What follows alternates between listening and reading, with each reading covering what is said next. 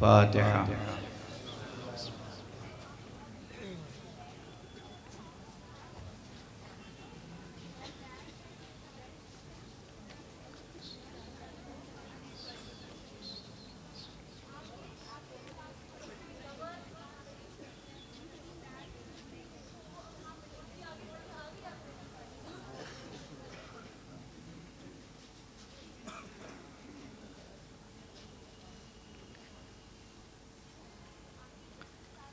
أعوذ بالله من الشيطان الرجيم. بسم الله الرحمن الرحيم. الحمد لله رب العالمين، والصلاة والسلام على أشرف الخلائق أجمعين، الرسول النبي الأمي الهاشمي، سيدنا وشفيعنا أبي القاسم المصطفى محمد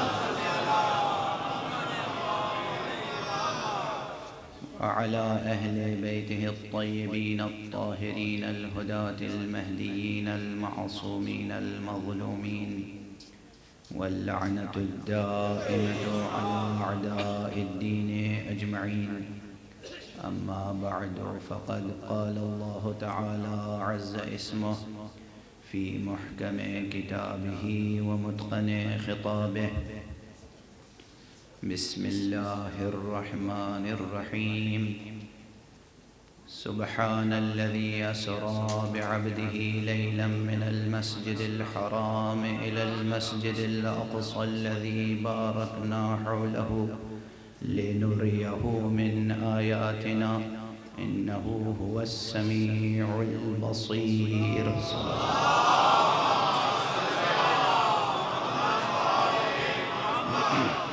ایک مرتبہ اور بلند تر صلوات.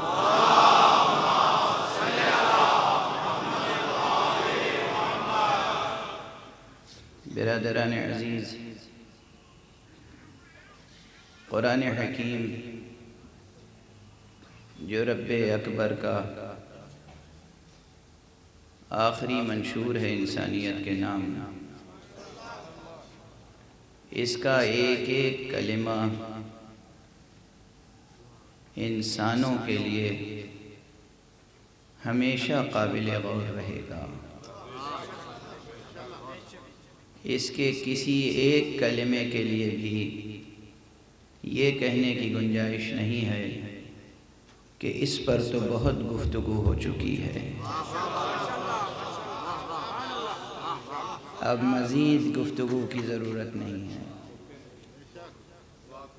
وہ تمام موضوعات کہ جو قرآن مجید میں آ گئے ہیں، وہ تمام مضامین کہ جو قرآن مجید میں آ گئے ہیں، وہ تمام مطالب جو قرآن مجید کے دامن میں سمٹے ہوئے ہیں، وہ تمام مقاصد جو قرآن مجید کی نگاہ میں ہیں، وہ سب کے سب انسان کے لیے ہمیشہ ہر دور میں بامعنی رہیں گے. کسی ایک موضوع یا مضمون یا مطلب یا مقصد سے متعلق یہ نہیں کہا جا سکتا کہ اب یہ ہمارے آج کے دور میں اس مضمون پر گفتگو کی کیا گنجائش ہے. جہاں یہ کہا وہاں بات حکمت و مصلحت و مشیت الہیہ سے ٹکرائے گی. اگر یہ بات قیامت تک ہمارے لیے قابل غور نہ ہوتی تو اس کتاب میں جگہ نہ پاتی. یہ کتاب کہ جو قیامت تک کے لیے ختم نبوت کی امانت دار ہے، یہ کتاب بھی ختم نبوت کی امانت دار ہے، یہ کتاب بھی ختم نبوت کی ضمانت دار ہے. اگرچہ تنہا یہی امانت دار ختم نبوت نہیں ہے، تنہا یہی ضمانت دار ختم نبوت نہیں ہے. نبوت سرکار ختمی مرتبہ صلی اللہ علیہ وسلم ختم ہو گئے، سلسلہ وحی منقطع ہو گیا۔ رب اکبر کو جو کچھ کہنا تھا بندوں سے وہ اپنے حبیب کی زبانی کہلا چکا، لیکن اب جو کچھ بھی اس نے کہا ہے اس کا ایک ایک حرف، ایک ایک حرکت، ایک ایک سکون ہماری پوری توجہ چاہتی ہے۔ ایک ایک حرف توجہ چاہتا ہے، ایک ایک حرکت توجہ چاہتی ہے، ایک ایک سکون توجہ چاہتا ہے، ایک ایک آیت توجہ چاہتی ہے۔ یہی سعادت مندی ہے بشر کی کہ وہ جو کچھ بھی سوچے سوچنے کے لیے آزاد ہے، بس ایک پابندی یہ ہے کہ وہ اس کتاب کے بارے میں بھی سوچتا رہے۔ آزادی تو خود اس نے دی، رب اکبر نے آزادی عطا فرمائی ہے۔ لوگ کہتے ہیں کہاں آزادی دی؟ میں نے کہا آزادی سلب کہاں کی؟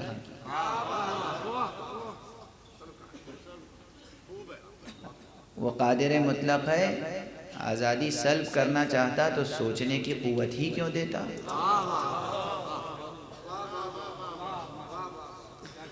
آزادی سلب کرنا چاہتا رب کریم تو ذہنوں میں سوالات ہی پیدا نہ ہوتے۔ دیکھیے یہ ایک تعلیمی نکتہ ہے جو ذکر کر رہا ہوں۔ سوالات کیوں پیدا ہوتے ہیں؟ یہ آزار کہیں سے مول لاتے ہیں آپ، خرید کے لاتے ہیں سوالات۔ کوئی چمن ایسا ہے، کوئی گلستان ایسا ہے کہ وہاں سے گزر رہے تھے، کوئی صحرا ایسا ہے وہاں سے گزر رہے تھے، سوالات اگے ہوئے تھے، توڑ کے لے آئے۔ سوچا ہے کبھی؟ ہر انسان کے ذہن میں سوال پیدا ہوتا ہے، بچوں کے ذہن میں سوالات پیدا ہوتے ہیں، بڑوں کے ذہن میں سوالات پیدا ہوتے ہیں، مردوں کے ذہن میں سوالات پیدا ہوتے ہیں، عورتوں کے ذہن میں سوالات پیدا ہوتے ہیں۔ کیوں پیدا ہوتے ہیں؟ خود سے پیدا ہوتے ہیں نا، کہیں خرید کے نہیں لاتے آپ۔ یہ آزار آپ خود جان کو لگاتے تو نہیں، اصلاً یہ آزار ہی نہیں ہے، یہ رحمت الہی ہے، یہ کرم الہی ہے۔ دیکھیے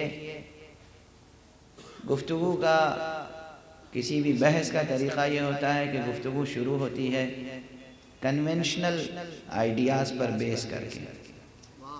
رزلٹ میں ہو سکتا ہے کہ وہ کنونشنل آئیڈیاز جو ہیں وہ بیکار ثابت ہوں، کوئی نیا نظریہ سامنے آ جائے۔ بات شروع ہوتی ہے مسلمہ حقائق سے، جو چیزیں مشہور ہیں انہی کو بیس بنا کے گفتگو شروع کی جاتی ہے۔ یعنی جب سائنس کی تحقیق و جستجو شروع ہوئی تھی تو پہلے یہی کنسیپٹ تھا کہ 4 ایلیمنٹس بیسک ہیں، پانی، مٹی، آگ اور ہوا۔ یہی کنسیپٹ ذہن میں لے کر سائنسدانوں نے کام شروع کیا۔ بعد میں پتہ چلا کہ یہ ایلیمنٹس نہیں ہیں۔ ٹھیک ہے، تو اب ایک عام تصور رائج ہے کہ انسان 2 چیزوں کا مجموعہ ہے، روح اور بدن۔ یہ ایک عام تصور ہے، میں اسی تصور کو تھوڑی دیر کے لیے قبول کر لیتا ہوں، اگرچہ انہی 5 مجلسوں میں یہ تصور رد ہو جائے گا کہ انسان 2 چیزوں کا مجموعہ ہے۔ دنیا میں جتنی علم اخلاق کی کتابیں لکھی گئی ہیں اس میں سے 99.99% کتابیں جو ہیں وہ اسی مفروضے پر بیس کر کے لکھی گئی ہیں کہ انسان 2 چیزوں کا مجموعہ ہے، روح اور بدن۔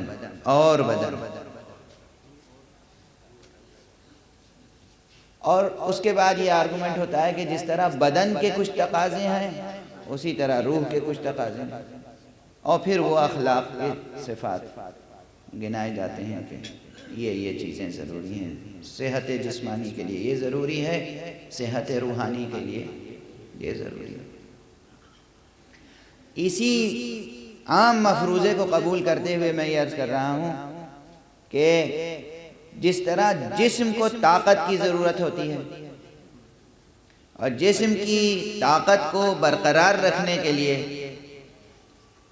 غذا کی مسلسل ضرورت رہتی ہے، غذا جب تک جسم میں موجود غذا تحلیل نہ ہو جائے نئی غذا نہیں لی جا سکتی۔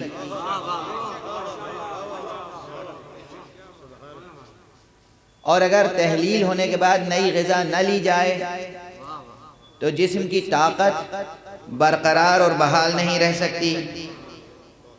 جسم کے اندر غذا تحلیل ہوتی ہے تو ہمیں باہر سے پتہ کیسے چلے کہ تحلیل ہو چکی غذا؟ اس کے لیے فطری طور پر کچھ آثار ظاہر ہوتے ہیں، مثلا بھوک لگتی ہے، پیاس لگتی ہے۔ بھوک کا لگنا بتاتا ہے کہ غذا تحلیل ہو چکی، نئی غذا کی ضرورت ہے نا؟ بھوک کا لگنا جسمانی غذا کی طلب ہے، روح بھی غذا چاہتی ہے۔ غذائے روح کیا ہے؟ علم۔ کیسے پتا چلے کہ اب روح کو علم کی ضرورت ہے؟ سوال پیدا ہوتا ہے۔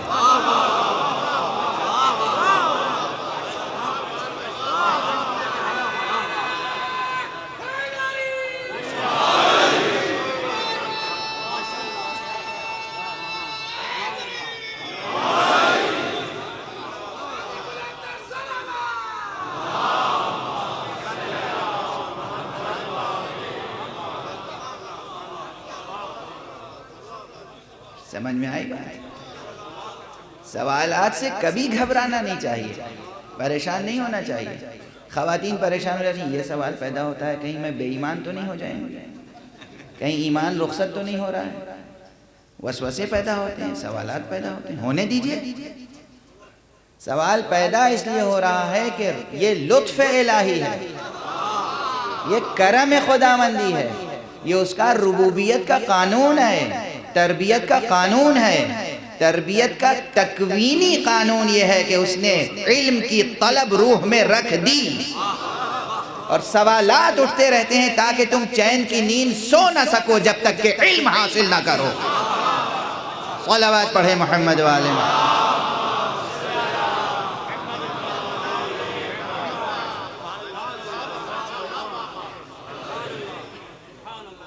علم حاصل کرو، علم حاصل کرو، علم حاصل کرو۔ اچھا، جب سے پیدا ہوتے ہیں اور جب تک مرتے ہیں کھانا کھاتے ہیں؟ نہیں، کھاتے رہتے ہیں۔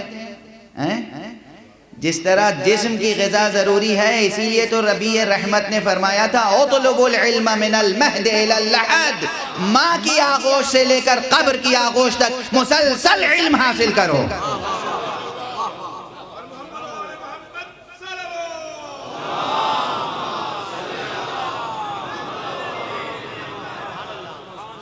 کوئی کتنا ہی عالم ہو، فاضل ہو، فقیہ ہو، مجتہد ہو، سائنٹسٹ ہو، حکیم ہو، فلسفی ہو، کتنا ہی بڑا جینیس ہو، ادھر وہ کتاب اور قلم اور علم سے کٹا، وہی لمحہ اس کی روحانی موت ہو جاتی ہے۔ روحانی موت۔ اسی لیے وہ ہستیاں جو دنیا میں آئیں، جو رات کی تاریکیوں میں پیٹھ پر روٹی کی بوریاں رکھ کر دروازہ کھٹکھٹا کے بھوکوں کو روٹیاں دیتی تھیں، وہ منبر پر آ کر کہتی تھیں سلونی سلونی قبل ان تفقدونی۔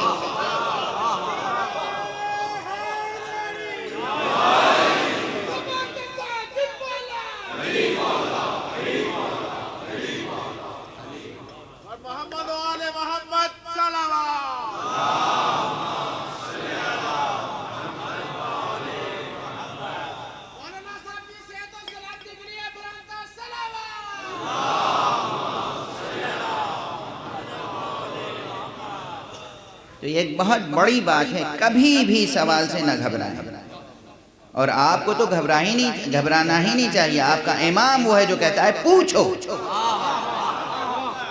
گھبرانا انہیں چاہیے جہاں تعلیم دی جاتی ہے خاموش رہو، مت پوچھو،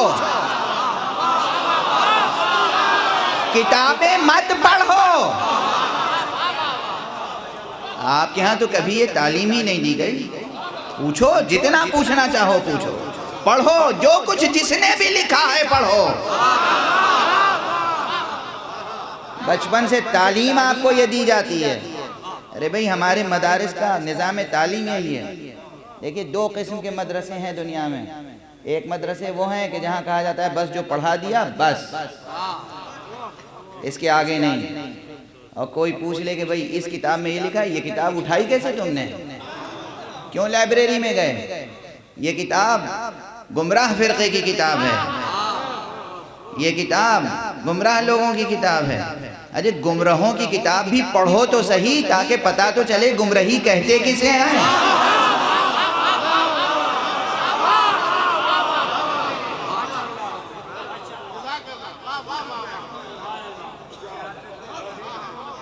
اگر کوئی راستے پر ہے تو صاف اور شفاف اور سیدھے راستے کو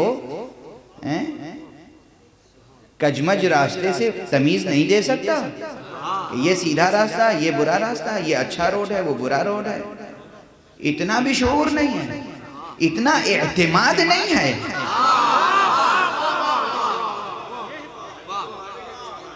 ہم کسے گمراہ کہیں؟ جسے اپنے راستے پر اعتماد نہ ہو یا جسے اپنے راستے پہ اعتماد ہو۔ تو ایک مدرسے وہ ہیں ہرگز مت پڑھو، دوسروں کی کتابیں مت پڑھو، بس اپنے مسلک کی پڑھو، گمراہ ہو جاؤ۔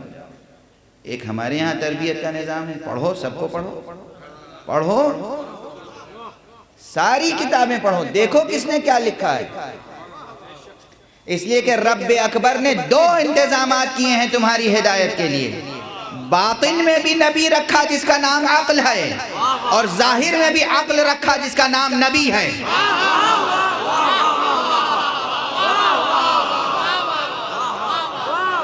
ایک نبی ہر ایک کے اندر چھپا ہوا ہے جس کا نام ہے عقل، اور ایک عقل ہے جو ظاہر میں ہے، مبعوث کیا گیا۔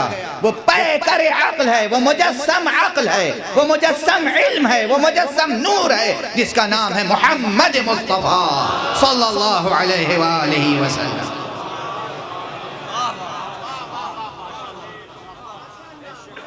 سب کو پڑھو، دنیا کیا کہتی ہے، آئنسٹائن کیا کہتا ہے، نیوٹن کیا کہتا ہے، اسٹیفن ہاکنگ کیا کہتا ہے، جیکس بینمنسٹ کیا کہتا ہے، سائنٹسٹ کیا کہتے ہیں، سوشل سائنٹسٹ کیا کہتے ہیں، پروفیسر جان ڈیوی کیا کہتے ہیں، ہربرٹ اسپینسر کیا کہہ گئے، کانٹ نے عقل محض پہ کیا تنقید کی۔ سب دیکھو، سب پڑھو، جتنا حوصلہ ہو پڑھو، اور دیکھو تمہارا حوصلہ محدود نہیں ہے۔ اب دیکھیں کہاں کہاں سے باتیں ذہن میں آ جاتی ہیں۔ حوصلہ کسے کہتے ہیں معلوم ہے آپ کو؟ کبھی سوچا ہی نہیں ہوگا کہ یہ بھی پوچھ لوں گا میں۔ یہ کس زبان کا لفظ ہے؟ حوصلہ لفظ ہے عربی کا، ہے بڑی ہے، واو صاد، سے نہیں ہے، سین نہیں ہے، صاد لام اور آخر میں چھوٹی ہے، حوصلہ۔ یہ حوصلہ کہتے ہیں پرندے جو چگتے ہیں دانا، تو ان کے پاس ایک چیز ہوتی ہے جسے اردو میں کہتے ہیں پوٹا، پوٹے میں وہ دانا جمع ہوتا ہے، اس کو کہتے ہیں حوصلہ۔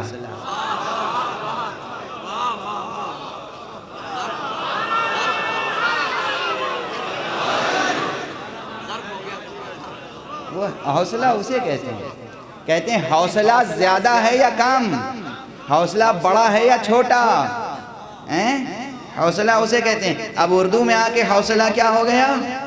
یعنی جتنی چیز سمیٹنے کی سمائی ہو وہ ہے حوصلہ۔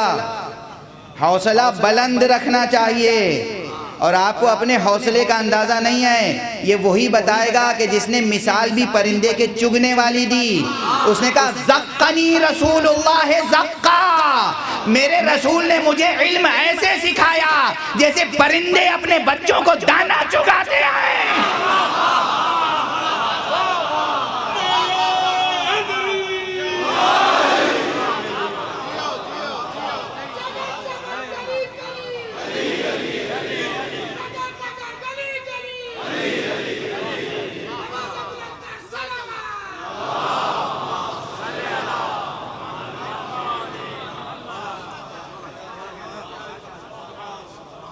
جس نے اعلان کیا کہ رسول اللہ نے مجھے ایسے علم چگایا ہے کہ اچھا یہ لفظ کیوں استعمال کیا، یہ لفظ استعمال کیا، یہ تمثیل کیوں استعمال کی؟ علی نے استعمال کیا. بعد خدا و رسول دنیا کا بلیغ ترین بشر، فصاحت و بلاغت بشری جس پر ناز کرتی ہے، بلکہ فصاحت و بلاغت الہی جس پر ناز کرتی ہے. اس لیے کہ یہ وہ بشر ہے جس نے سامع بشر کو لہجہ مشیت سے آشنا کیا.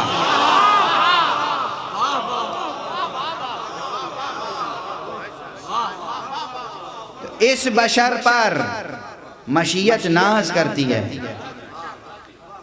اس بشر کا لہجہ مشیت کو عزیز ہے. مشیت جب خلوتوں میں بولتی ہے تو اس کے لہجے میں بولتی ہے.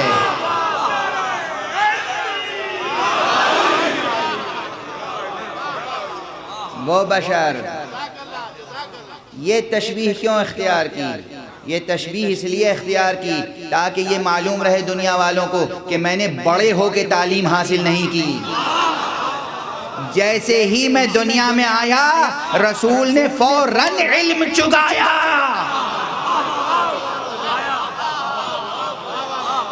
رسول نے بعثت کے بعد مجھے نہیں پڑھایا، بعثت سے پہلے پڑھایا. اب اگر رسول نے بعثت سے پہلے پڑھایا تو رسول خود بھی تو علم رکھتے ہوں گے. علی کا وجود دلیل علم مصطفیٰ ہے. صلوات پڑھنے محمد و آل محمد.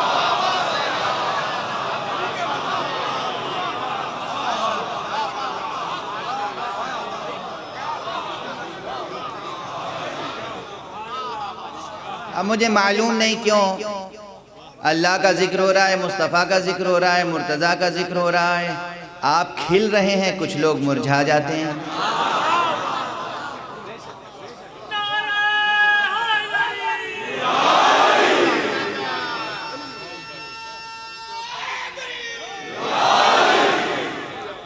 کچھ لوگ اس کے در پہ ہیں کہ مجلسیں ہی منعقد نہ ہوں. ان مجلسوں میں کیا ہوتا ہے؟ ذکر خدا و رسول ہوتا ہے. اس میں نفس کا تزکیہ ہوتا ہے، نفس کی تربیت ہوتی ہے، علم دین کا تذکرہ ہوتا ہے، رجال اللہ کا تذکرہ ہوتا ہے، اولیاء اللہ کا تذکرہ ہوتا ہے. بہرحال اپنا اپنا ذوق سماعت ہے، اپنا اپنا مذاق طبیعت ہے. تو جناب امیر علیہ السلام کا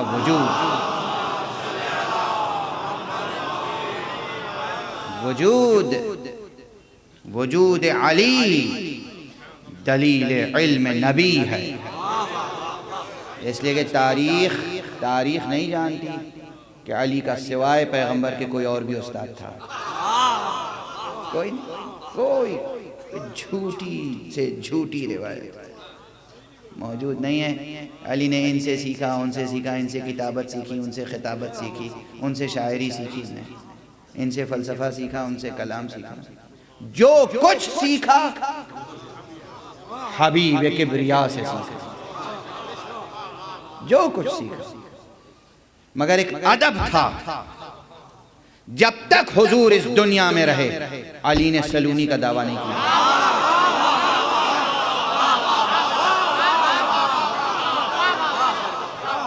کیا ادب ہے خدا کا.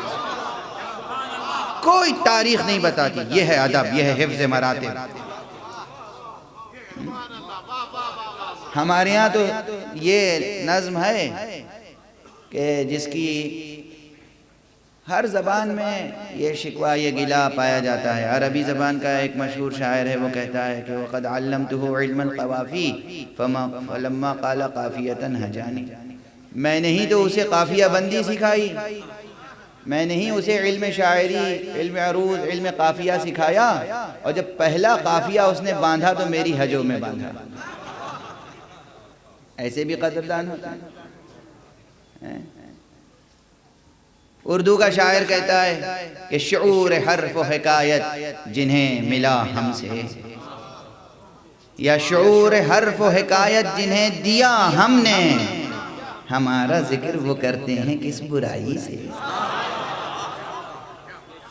دنیا کا نظام تو یہ ہے، یہ دنیا کا نظام ہے، مگر رجال اللہ کا نظام، اولیاء اللہ کا نظام زندگی، ان کے یہاں حفظ مراتب. جب تک حضور اس دنیا میں ظاہری طور پر رہے، کبھی علی ابن ابی طالب کا کوئی خطبہ دکھا دیجئے، کوئی خطبہ مفصل دکھا دیجئے کہ علی نے خطبہ ارشاد فرمایا ہو. کوئی تاریخ ہے، کھلی ہوئی تاریخ ہے، حضور کے رہتے ہوئے کوئی خطبہ ارشاد فرمایا ہو. کوئی ایک روایت بتا دیئے حضور کی بات کبھی کاٹی ہو.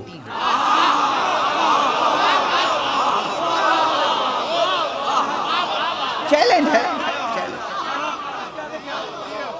چیلنج.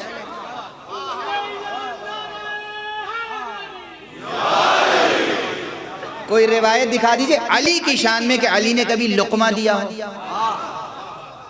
دوسروں کے شان میں ہے روایت، اور فخر سے بیان کی گئی ہیں کہ رسول اللہ خطبہ دے رہے تھے اور انہوں نے ایک مرتبہ شعر پڑھنے کی کوشش کی اور صحیح نہیں پڑھ سکے، تو ایک بزرگوار کھڑے ہوئے اور ان کا یا رسول اللہ یہ شعر یوں نہیں یوں ہے.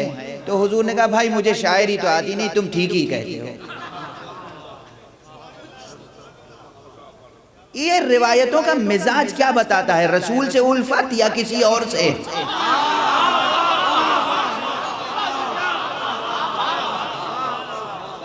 مزاج کیا بتاتا ہے؟ عشق کس سے ہے؟ ارادت کس سے ہے؟ محبت کس سے ہے؟ روایت کی زبان بولتی ہے، روایت کا مزاج بتاتا ہے کہ بیان کرنے والی کی نیت کیا ہے، اس کو پیغمبر سے کتنی ارادت ہے، حضور کا کتنا ادب ہے اس کے پیش نظر. نعوذ باللہ نعوذ باللہ نعوذ باللہ. خاکم بدان فرض کیجئے کہ کبھی حضور کی زبان سے کوئی ناموزوں مصرع نکل گیا، تو عاشق اگر ہوگا حضور کی بات تو کہنے یہ مثال مناسب نہیں، کسی بزرگ کسی ولی اللہ کے آپ ارادت مند ہیں اور انہوں نے کوئی شعر پڑھا ناموزوں ہو گیا، تو آپ کیا کہیں گے کہ انہوں نے ناموزوں شعر پڑھا تھا؟ کبھی کہیں گے بھی نہیں. حضور تو اس سے بلند ہے کہ ناموزوں شعر پڑھیں. وہ ہستی جس نے کائنات کو موزونیت عطا کی،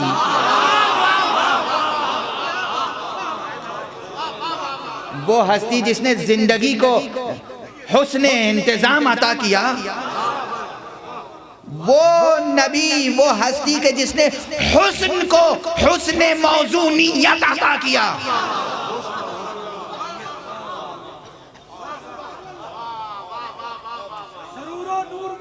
دکھائی دیتا ہے جسے حضور کا جلوہ دکھائی دیتا ہے. میں تیرے ورد کا کیسے یہ سلسلہ چھوڑوں، نظام زندگی رکتا دکھائی دیتا ہے.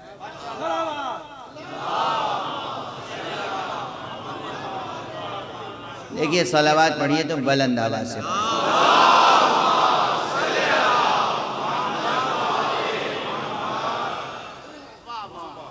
کہیں یہ بات میں نے کہی تھی، غالباً کراچی کے ڈیفنس لائبریری کے سیمینار میں کہی تھی کہ میں نے دنیا کے بڑے بڑے سیمینار اٹینڈ کیے ہیں، بڑے سمپوزیمز دیکھے ہیں، بڑی یونیورسٹیز میں گیا ہوں، بڑے انٹلیکچوئلز کے مجمع دیکھے ہیں. انہیں جس شخصیت سے عقیدت ہوتی ہے اس شخصیت سے اظہار ارادت میں پرجوش نعرے لگاتے ہیں. یہ تعلیم یافتہ ہونے کی متانت کے خلاف نہیں ہے.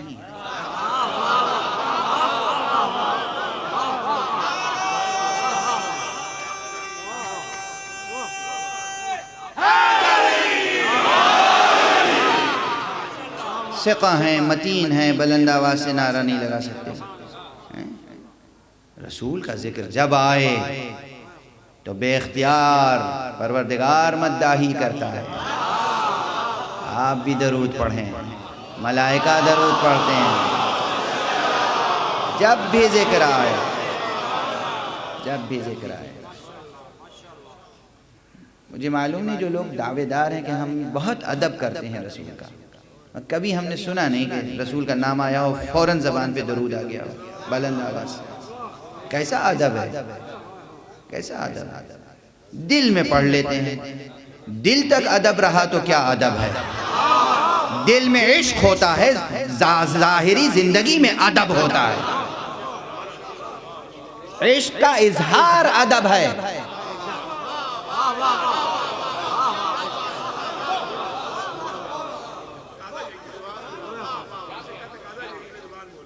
ادب عشق قلب میں ہوتا ہے، محبت دل میں ہوتی ہے، مودت دل میں ہوتی ہے، لیکن ادب اسی کا اظہار ہے. خود حضور نے فرمایا ہے، حضور نے جو تعلیمات، اخلاقی تعلیمات ہیں سرکار رسالت سے صلی اللہ علیہ وآلہ وسلم،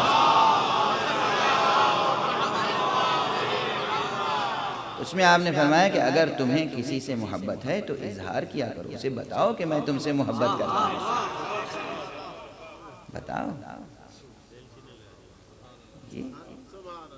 بہرحال تو بات تو یہاں تک آئی کہ حضور کے سلسلے میں اس طرح سے خیال کرنا کہ نعوذ باللہ آپ ناموزوں طبع تھے، یہ جسارت ہے، یہ احساس ہے، سوء ادب ہے، بے ادبی ہے.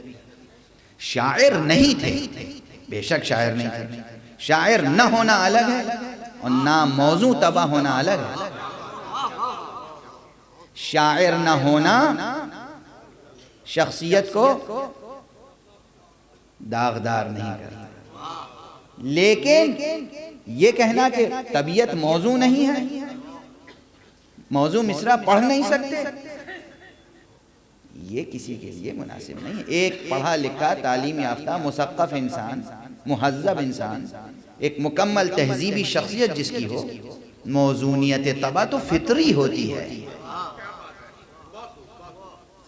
علم عروض والے نہیں جانتے کہ موزونیت کیا ہے، فطری چیز ہے یہ. ان کی موزونیت اکتسابی ہے، فطری موزونیت ہوتی ہے. تو یہ نہیں خیال کرنا چاہیے کہ پیغمبر شاعر اسماعیل، ہاں اس میں سورہ مبارکہ یاسین میں ہے کہ وَمَا عَلَّمْنَاهُ الشِّعْرَ وَمَا يَنبَغِي لَهُ، ہم نے اپنے حبیب کو شاعری نہیں سکھائی ہے اور یہ ان کے لیے ضروری بھی نہیں. اس کے معنی کیا ہیں؟ اس کے معنی یہ تھوڑی ہے کہ پیغمبر موضوع مصرع پڑھ بھی نہیں سکتے تھے، یہ نہیں ہے معنی. اس کو قرآن مجید کی ماہیت واضح کرنا ہے وہاں کہ تم قرآن کو شاعری نہ سمجھو.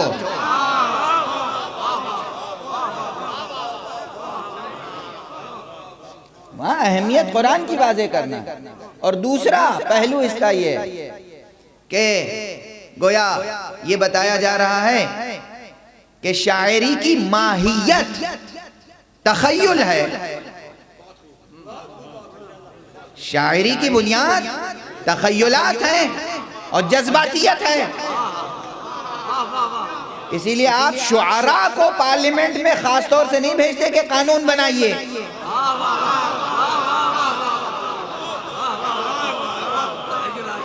کسی بھی کنٹری میں نہیں کہ جتنے گریٹ پوئٹس ہیں وہ سب جمع ہو جائیں ملک کا آئین، دستور، قانون بنانے کے لیے. وہ شاعری کر سکتے ہیں، وہ قانون بگاڑ تو سکتے ہیں، بنا نہیں سکتے. شاعری کر سکتے ہیں، شاعر ہیں. شاعری کی اپنی شاعری کا اپنا ایک رول ہے زندگی میں، وہ ہے تہذیب میں، ثقافت میں، وہ ہے اپنا ایک رول. زندگی کو، کائنات کو، حیات کو ادراک کرنے کا ایک خاص اسلوب ہے شاعری اور اس کی ترجمانی، لیکن بنیاد اس کی ہے تخیل اور جذبات. نبوت کی بنیاد ہے علم. اور حکمت، وہ بھی اکتسابی علم و حکمت نہیں، خدا داد علم و حکمت۔ اس لیے کہا گیا آپ نبی بنا کے بھیجے گئے ہیں، شاعر بنا کے نہیں بھیجے گئے۔ جو آپ کہہ رہے ہیں وہ عین علم ہے، شاعری نہیں ہے۔ صلوات پڑھ دیں محمد و آل محمد۔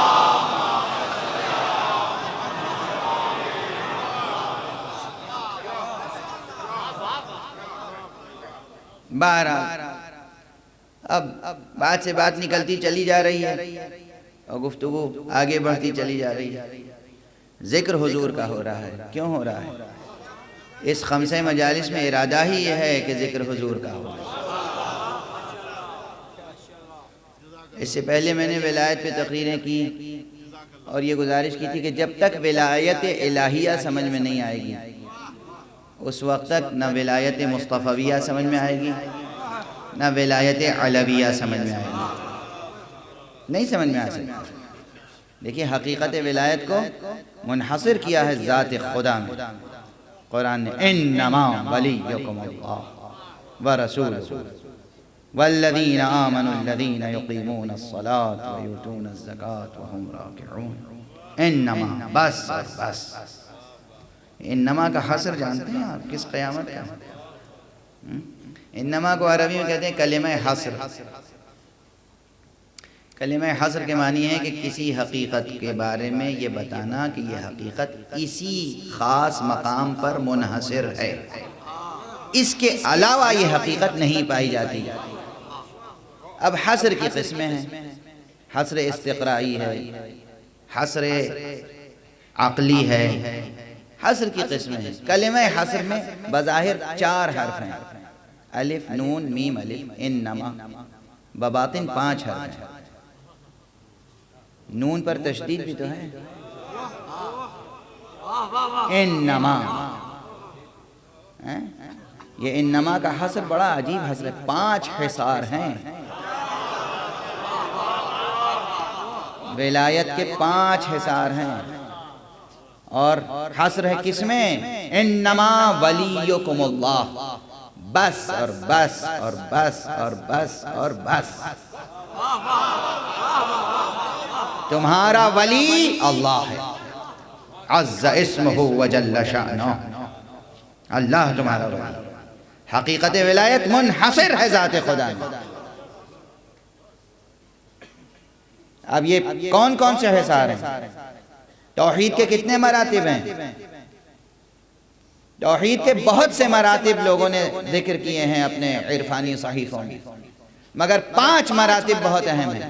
توحید ذات، توحید صفات، توحید افعال، توحید عبودیت، توحید اطاعت۔ کوئی ہستی وجود نہیں رکھتی سوائے ایک ہستی کے، یہ ہے توحید ذات۔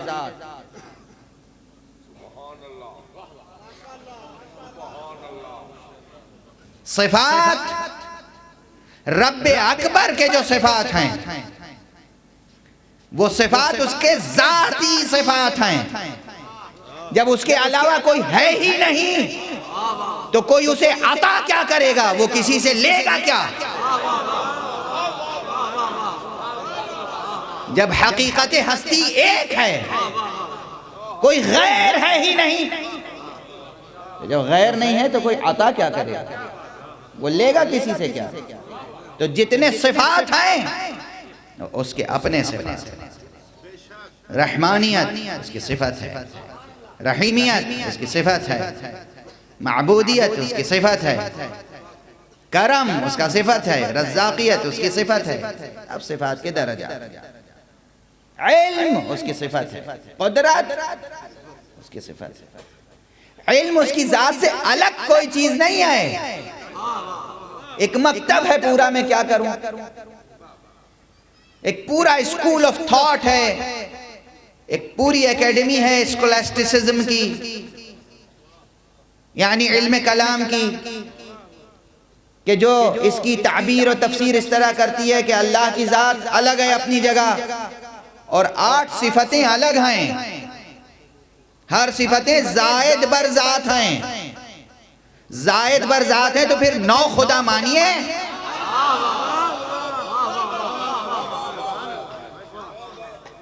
زائد بر ذات کہاں سے آ گئے؟ صفتیں الگ ہیں، ذات الگ ہے. نہیں، صفتیں عین ذات ہیں. وہی ہے وہ ذات حق، اسی کا نام ہے علم. وہی ہے وہ ذات حق، اسی کا نام ہے قدرت.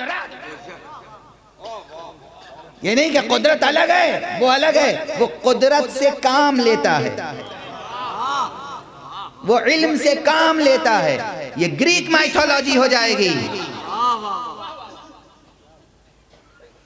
یہ آپ کے پڑوس کی مائتھولوجی ہو جائے گی. آپ کا دوست ملک بھارت جس کا میں رہنے والا ہوں، اس کی مائتھولوجی ہے ایک ہے برہم نراکار، اس کی کوئی شکل و صورت نہیں ہے. اس نے اس کائنات کو بنایا اور اس کے بہت سے اور مددگار ہیں. اب وہ کائنات چلا رہا ہے اپنے مددگاروں سے. تو گویا ایک ہے اللہ اور ایک علم ہے. کوئی الگ ایک شے ہے جس کا نام ہے علم، ایک الگ شے ہے جس کا نام ہے قدرت، ایک الگ شے ہے جس کا نام ہے ارادہ، ایک الگ شے ہے جس کا نام ہے کلام.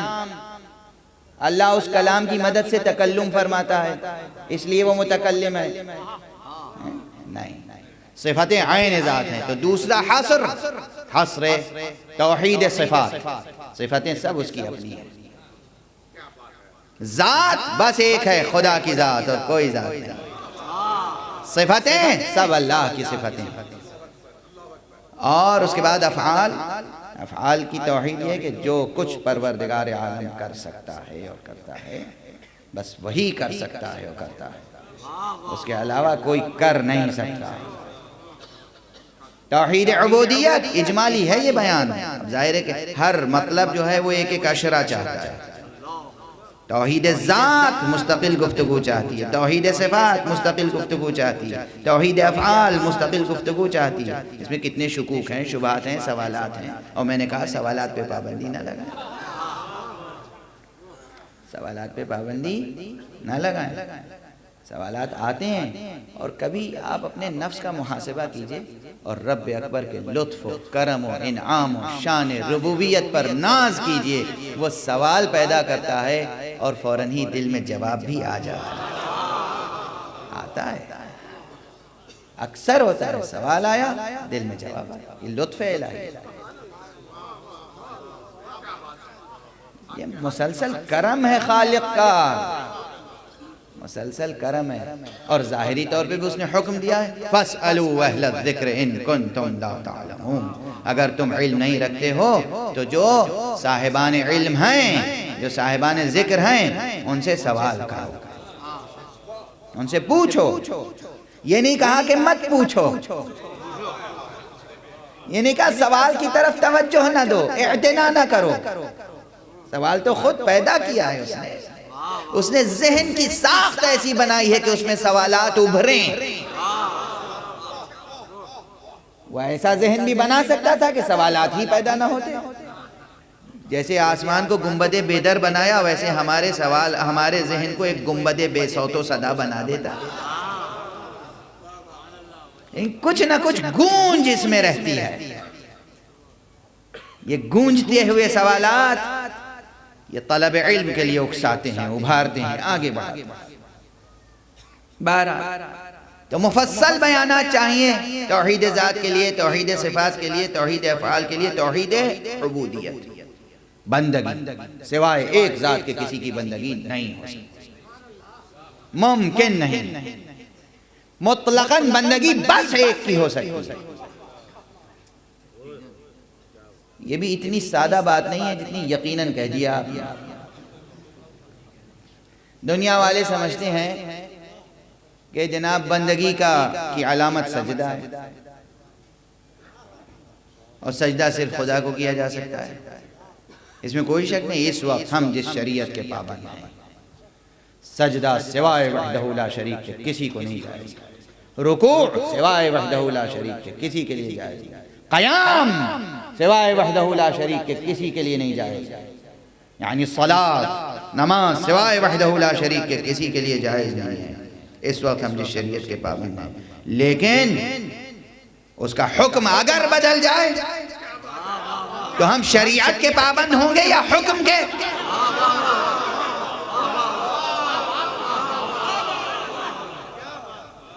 شریعت کے پابند ہوں گے یا حکم کے؟ اس کا حکم شریعت کو بدل دے گا، ہم حکم کے پابند رہیں گے۔ اگر رسم پرست ہو گئے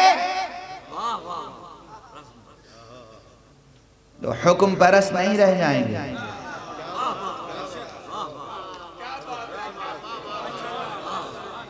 اور پھر وہ اختلافات پیدا ہوں گے جو ازل میں ہوئے تھے۔ بندگی ہو رہی تھی رب کی، رب اکبر کی بندگی ہو رہی تھی، رب اکبر کی بندگی ہو رہی تھی، اللہ کو سجدے کیے جا رہے تھے، اللہ کے سامنے رکوع ہو رہا تھا، اللہ کے لیے قیام تھا، اللہ کے لیے تحمید تھی، اللہ کے لیے تہلیل تھی، اللہ کے لیے تسبیح تھی۔ کوئی فرشتوں کی صف لا الہ الا اللہ کہہ رہی ہے تو بس لا الہ الا اللہ کہہ رہی ہے، کوئی سبحان اللہ کہہ رہی ہے تو سبحان اللہ کہہ رہی ہے، کوئی الحمدللہ کہہ رہی ہے تو الحمدللہ کہہ رہی ہے، کوئی رکوع میں ہے تو مدام رکوع میں ہے، کوئی سجود میں ہے تو مدام سجود میں ہے۔ ملائے اعلیٰ کا بھی کیا منظر ہے، کس قدر مرتب، کتنا حسین، کتنا جمیل، کتنا بولتا ہوا، کتنا خاموش۔ کس خطیب میں طاقت ہے اور کس شاعر میں ہمت ہے اور کس ادیب میں یہ ہنر کہ ملائے اعلیٰ کی تصویر کشی اور منظر نگاری کر سکے۔ وہی جانتا ہے کہ اس نے کتنا حسین اپنا دربار سجایا ہے، مگر کبھی کبھی وہ حکم دے کر اس دربار میں ایک حشر برپا کر دیتا ہے۔ وہ کہتا ہے آدم کو سجدہ کرو۔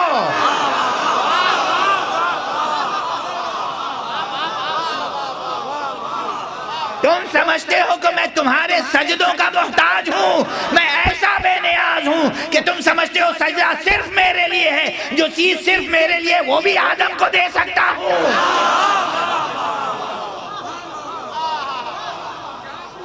اب جو رسم پرست ہو چکا تھا،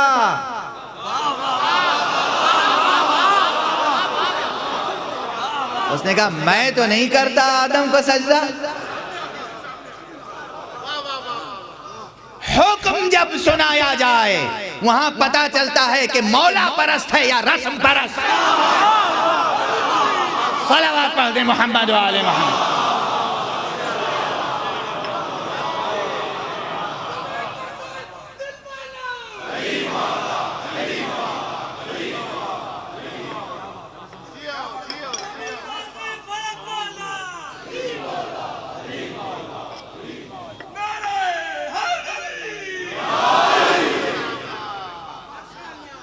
بارہ تو رسم پرست نہیں ہونا چاہیے، اس نے انکار کیا سجدے سے، انجام آپ کو معلوم ہے، انجام آپ کو معلوم ہے۔ یہ جملہ آپ کے لیے بھی ہے، ہر ایک کے لیے ہے، میرے لیے بھی ہے، آپ کے لیے بھی ہے۔ ہم رسم پرست نہ ہوں، حکم پرست ہوں۔ ایک رسم ہے کہ ممبر پہ کھڑے ہو کے ممبر پہ بیٹھ کے تقریر کرو۔ اگر یہ کہا جائے کہ جمعے کا خطبہ کھڑے ہو کے دو،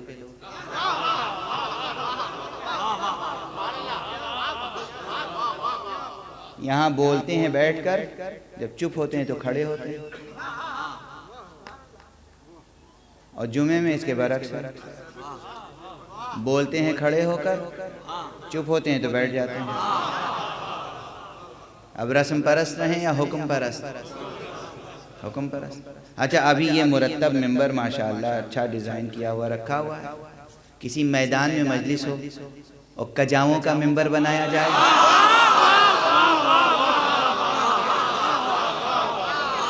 تو کیا کریں، بیان کریں کہ نہ کریں؟ ارے مجھے تو آرزو ہے کہ کبھی ایسی کوئی مجلس ہو جو صحرا ہو، کھلا ہوا میدان ہو، ہر طرف جانے کے راستے بھی کھلے ہوئے ہوں، جس کا دل چاہے جائے، جس کا دل چاہے ٹھہر جائے۔ میں رسول تو نہیں ہوں نا، رسول وہ رسول کا مرتبہ تھا کہ جو جانے والے ہیں پلٹاؤ، جب پیچھے رہ گئے انتظار کرو، جو آگے چلے گئے ہیں انہیں واپس بلاؤ۔ مجھ میں یہ جرأت نہیں ہے، اعلان کر دینا میرا کام، اور اس کے بعد آزاد رکھنا، جسے سننا ہو سنے، جسے جانا ہو جائے، اور اسی پہ عمل ہے۔ یہ بھی صحرائے زندگی ہے، مسلسل عمل ہے، رسم پر رسم، جب جو تقاضا ہو، آقا کا جو حکم ہو، اس حکم پہ عمل۔ سر تسلیم یہ میں بار بار تنبیہ کیوں کر رہا ہوں؟ بہت سی چیزیں ہیں ہمارے یہاں، رسمیں بڑھتی چلی جا رہی ہیں، رسمیں ثقافتی ہوتی ہیں، تہذیبی ہوتی ہیں، ان کے پیچھے قدریں ہوتی ہیں۔ قدریں اگر سلامت رہیں تو رسموں کے بدل جانے میں کوئی حرج نہیں ہے۔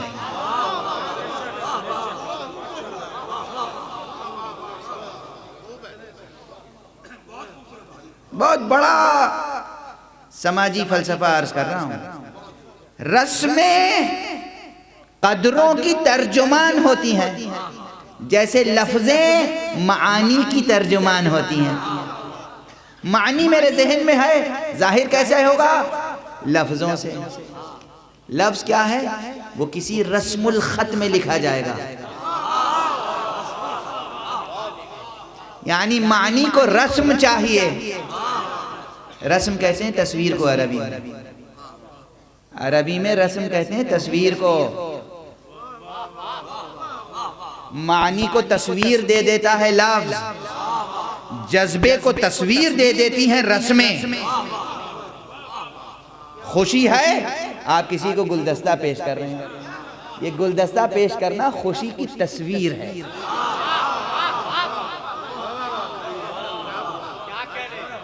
غم ہے تو سینے پہ ہاتھ چلا جاتا ہے، یہ سینے پہ ہاتھ جانا غم کی تصویر ہے۔ اب بتاؤ کسے غم سبط نبی ہے، کسے نہیں ہے؟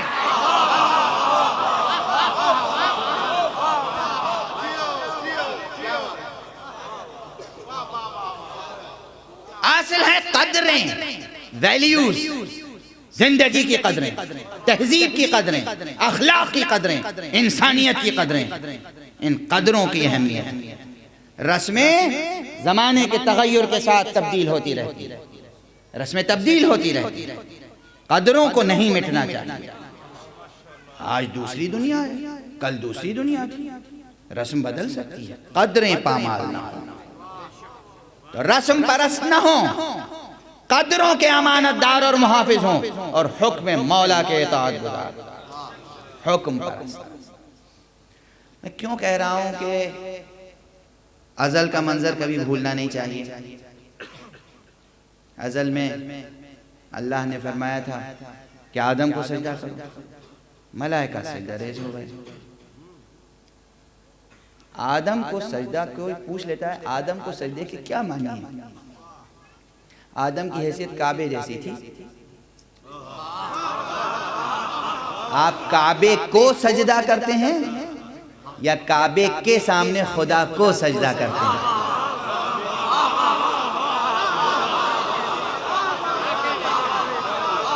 مسلمان کیا کرتا ہے؟ اگر مسلمان کعبے کو سجدہ کرتا ہے تو بت پرست ہے، پتھر کی عمارت کو سجدہ کر رہا ہے، حجر اسود کو سجدہ کر رہا ہے۔ اگر آپ کا ذوق عرفانی بالیدہ ہو تو ایک جملہ کہوں جو خانقاہوں میں چپکے سے کسی پروردگار عالم کے ولی بندے کے کان میں کہہ دیا جاتا ہے، ایک انسان متقی کی قدر و قیمت کعبے سے زیادہ ہے۔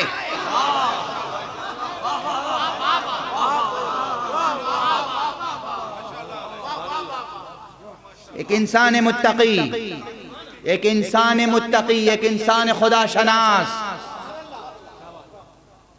خدا شناس اور متقی انسان کی قیمت کتنی ہے؟ ہاں، یہ مبالغہ نہیں ہے، یہ اساعت ادب نہیں ہے، یہ حد سے تجاوز نہیں ہے۔ کعبہ اللہ نے علامت بنا دی، اس کی طرف رخ کر کے سجدہ کرو۔ اس سے پہلے بیت المقدس کو علامت بنا دیا تھا، اس کی طرف سجدہ کرو۔ ٹھیک ہے، ملأ اعلیٰ میں بھی ایک مرکز ہے، بیت المعمور، ملائکہ اس کی طرف رخ کر کے سجدہ کرتے ہیں، تو سب کا چہرہ تھا کس کی طرف؟ بیت المعمور کی طرف، بیت المعمور کی طرف، بیت المعمور کی طرف۔ سب کا سجدہ، سب سجدہ کرتے تھے ایک بیت کی طرف، اس نے بیت کی طرف سے رخ ہٹا کے ایک بشر کی طرف کر دیا۔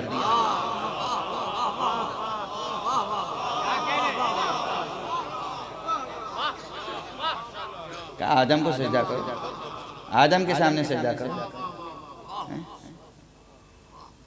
وہ جس کو علامت بنا دے۔ اگر کہیں ازل کا منظر یاد رکھنا، روز حشر اگر کہیں کسی کو کعبہ بنا دیا تو کیا ہوگا؟ رسم پرست رہو گے یا حکم پرست؟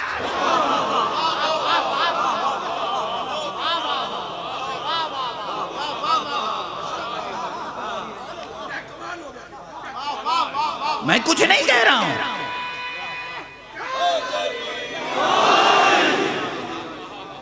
آدم افضل ہے یا خاتم؟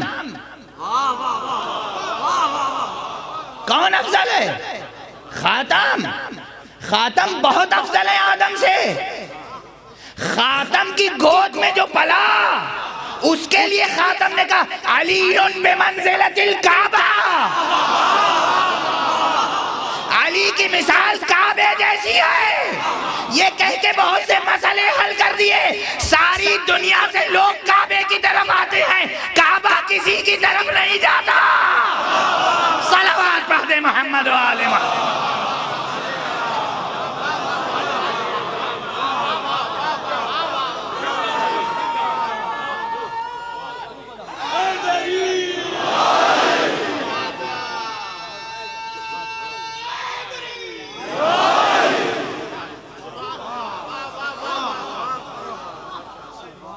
علی بمنزلۃ الکعبہ، علی کی منزلت کعبے جیسی ہے۔ پیغمبر تو اس سے بہت بلند ہے۔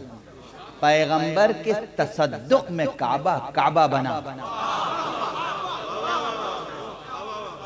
کعبے کے تصدق میں مصطفیٰ ہے یا مصطفیٰ کے تصدق میں کعبہ؟ مسلمان کیا سمجھتا ہے؟ کیا سمجھتا ہے؟ آزمائیے، اپنی فکروں کو تولیے پر رکھیے، جذبات کو، معرفت کو، عقیدت کو، اعتقاد کو۔ محمد مصطفیٰ افضل ہیں صلی اللہ علیہ وآلہ وسلم یا کعبہ؟ اگر کعبے کی حرمت پیغمبر سے زائد ہے تو پیغمبر اگر پاک نہ کرتے کعبے کو، بت شکنی نہ فرماتے تو اچھا دیکھیے شخصیتوں میں تعلق کیسا ہوتا ہے۔ بت توڑے علی نے، ہم بت شکن مانتے ہیں محمد کو۔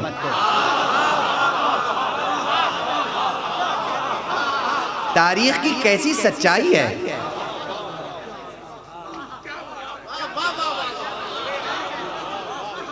کیسی سچائی ہے تاریخ۔ اگر حضور بت شکنی نہ کرتے، حضرت علی بت شکنی نہ کرتے تو کعبہ بت کدہ تھا اور سجدوں کا رخ بیت المقدس کی طرف تھا۔ یہ تو تصدق پیغمبر ہے، طفیل پیغمبر کہ کعبہ قبلہ بن گیا۔ آج تو ہم میں سے ہر ایک قبلہ و کعبہ بنا ہوا ہے۔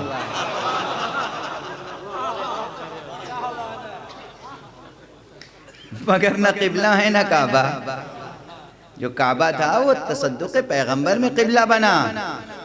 اچھا اب میں کیا عرض کروں، وقت تو پورا ہو چکا ہے، مگر آج تمہید بھی مکمل نہیں ہوئی۔ میں اب جب یہاں تک بات آ گئی ہے تو ایک قرآنی استدلال پیش کر کے آگے بڑھتا ہوں۔ یہ جو میں کہہ رہا ہوں کہ کعبہ حضور ختمی مرتبت صلی اللہ علیہ وآلہ وسلم کے تصدق میں، ان کے طفیل میں قبلہ بن گیا۔ معلوم ہے نا آج تک مسجد، ایک مسجد قبلتین ہے یا نہیں مدینے میں؟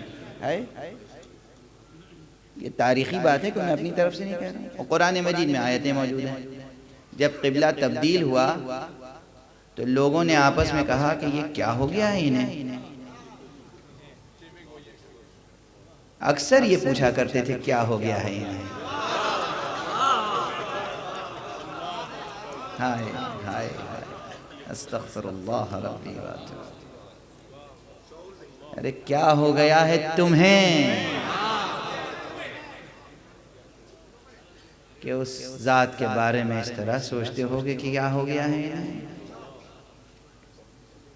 سیقول السفہاء، یہ نادان لوگ کہتے ہیں، کہیں گے کہ انہیں کیا ہو گیا ہے، ما ولاہم عن قبلتہم التی کانوا علیہا، یہ انہوں نے کس چیز نے، ما ولاہم کس بات نے، کس بات نے، کس شے نے، کس چیز نے، کس امر نے ان کو اس قبلے کی طرف سے دوسرے قبلے کی طرف موڑ دیا جس قبلے کی طرف یہ پہلے نماز پڑھ رہے تھے۔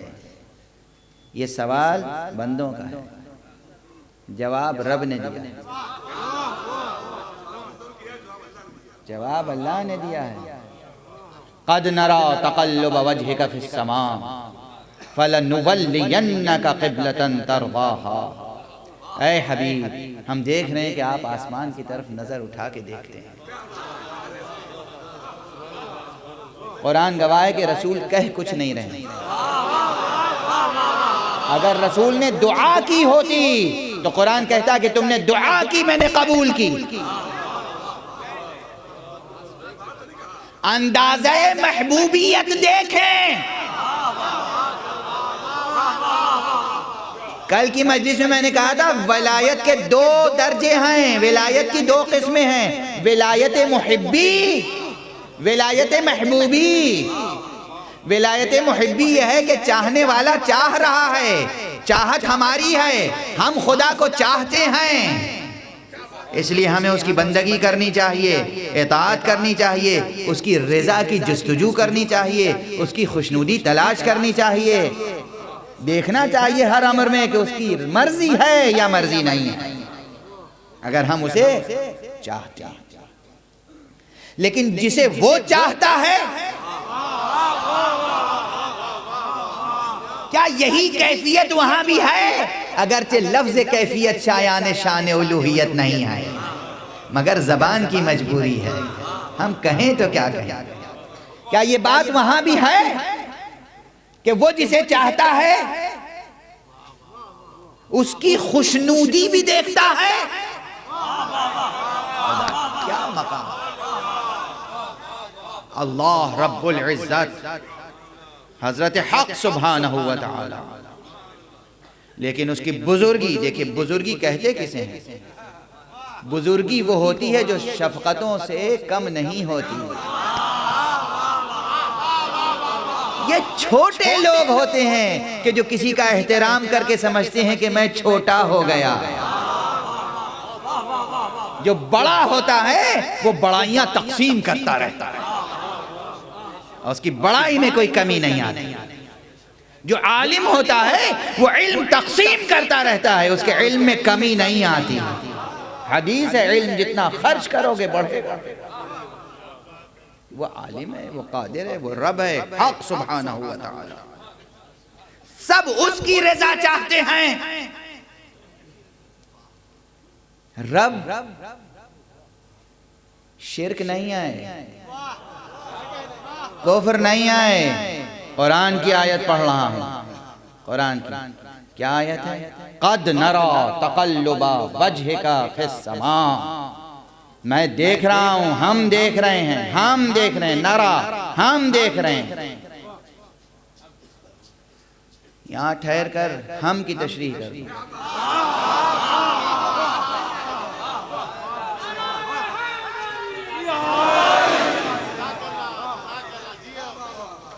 خدا واحد ہے نا، اس نے اپنے لیے میں دیکھ رہا ہوں کیوں نہیں کہا یہاں پر ہم دیکھ رہے ہیں۔ میر انیس کا ایک شعر ہے، سبک ہو چلی تھی ترازو شعر، مگر ہم نے پلہ گراں کر دیا. ہے نا؟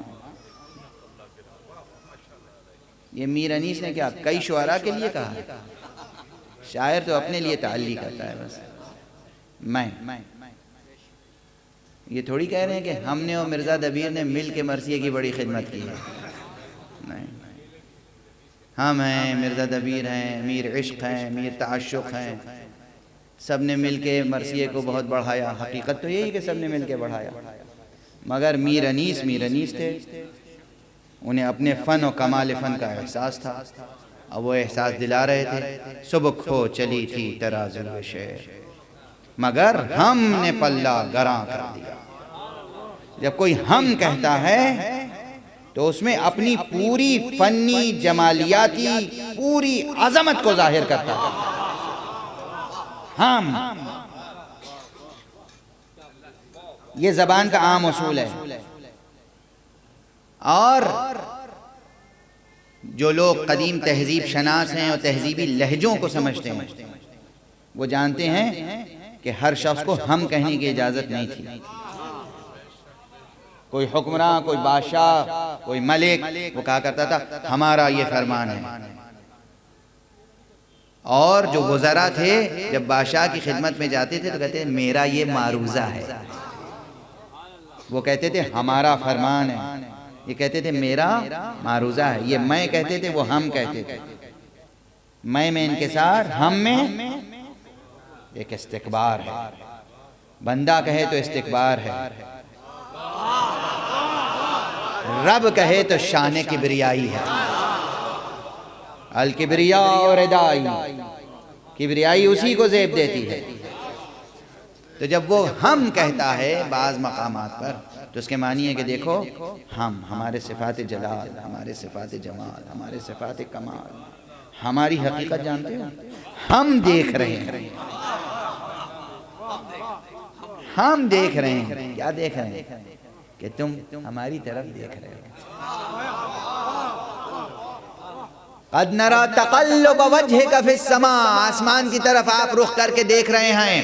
فَلَنُوَلِّيَنَّكَ قِبْلَةً تَرْضَاهَا، اب ہم آپ کو ایسے قبلے کی طرف موڑ دیں گے جس سے آپ راضی ہو جائیں گے.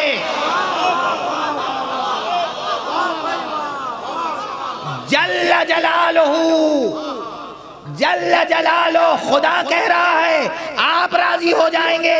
نماز ہم خدا کی پڑھتے ہیں، نماز پڑھتے ہیں قربتاً اللہ، وضو کرتے ہیں قربتاً اللہ، قیام و رکوع و سجود ہے قربتاً اللہ، مگر قبلہ خود معین کر رہا ہے خدا قربتاً المصطفیٰ.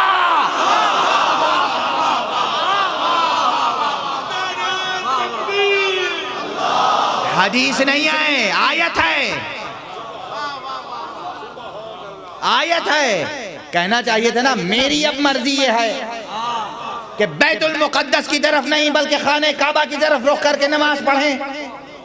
میں اسی میں راضی ہوں. اب میں آپ کو ایسے قبلے کی طرف موڑ دیں گے کہ جس سے آپ راضی ہو جائیں گے. یہ رب اکبر کی شان شفقت ہے اور یہ محمد کی شان محبوبی.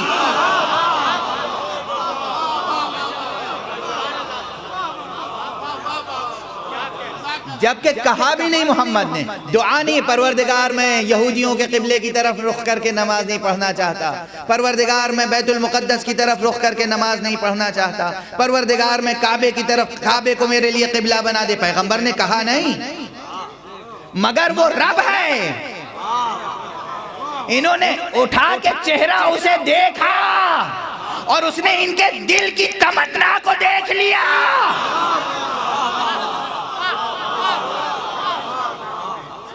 شان عشق و محبوبیت یہ ہوتی ہے، یہ ہے مرتبہ محمد مصطفیٰ کی محبوبیت کا. صلوات پڑھیں محمد و آل محمد.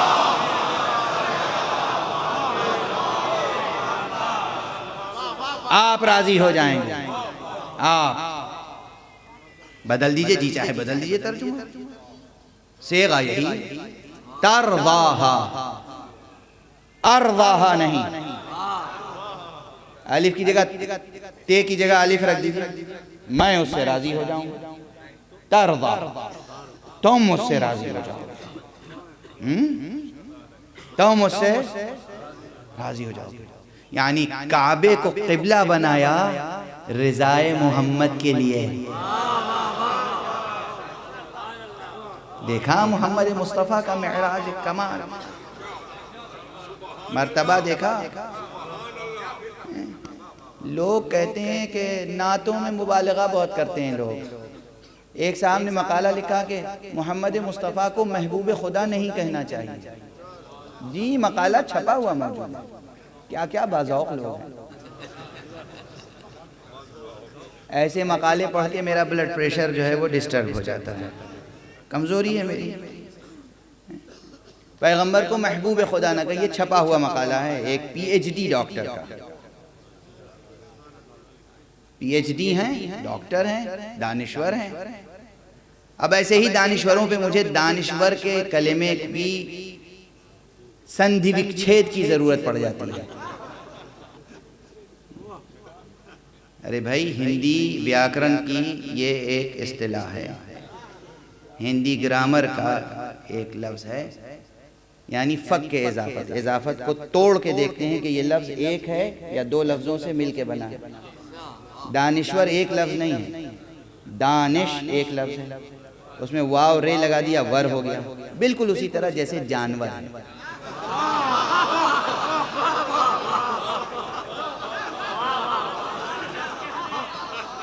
جان ایک لفظ ہے، اس میں ور لگا دیا جانور ہو گیا.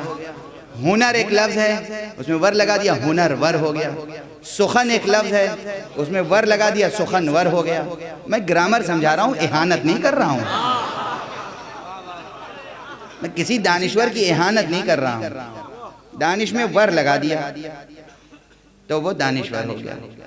ایسے دانشوروں پر ترس آتا ہے اور محسوس ہوتا ہے کہ بس دانش سے نام لگا ہوا ہے، دانش جزو ذات نہیں بنی. حقیقتاً دانشور ہے. دانشور جو سچا دانشور ہے بہت محترم ہے. سچا دانشور فقیہ کا مترادف ہے. دانشور عالم کا مترادف ہے. دانشور یعنی عالم، فقیہ یعنی دانشور. لغوی اعتبار سے اصطلاحی حد بندیاں اپنی جگہ ہیں، اصطلاحی حد بندیاں اپنی جگہ، لیکن لغوی اعتبار سے دانشور بہت بڑی چیز ہے.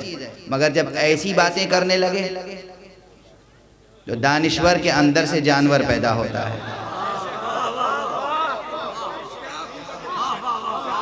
کہتے ہیں رسول کو محبوب خدا مت لکھیے، اور وہ جو محبوبیت کے تقاضے ہیں اس میں غلو ہو جاتا ہے، شان الوہیت گھٹ جاتی ہے.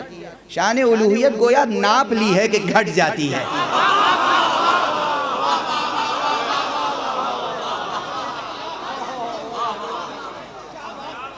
ارے اللہ اکبر من ان یوصف، اللہ اس سے کہیں بلند و بزرگ تر ہے کہ اس کی توصیف ہو سکے.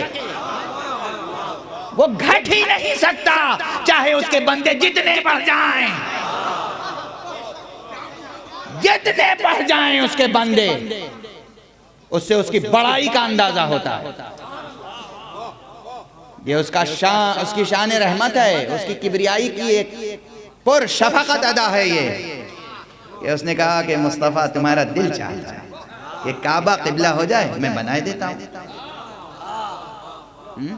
تو یہ بسند قرآن، یہ بات بسند قرآن کہ کعبہ آج قبلہ بنا ہے بخاطر محمد. قرآن گواہ ہے. اب مجھے یہ پوچھنے کا حق ضرور ہے، یا رسول اللہ آپ کا دل کیوں چاہتا تھا کہ کعبہ قبلہ بنے؟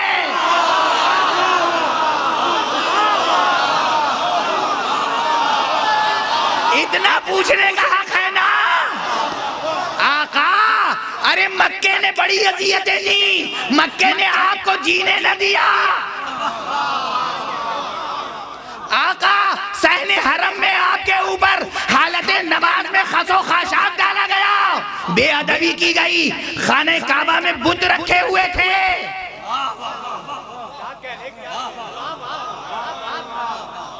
آپ آپ کی کون سی حسین یاد وابستہ ہے کعبے سے؟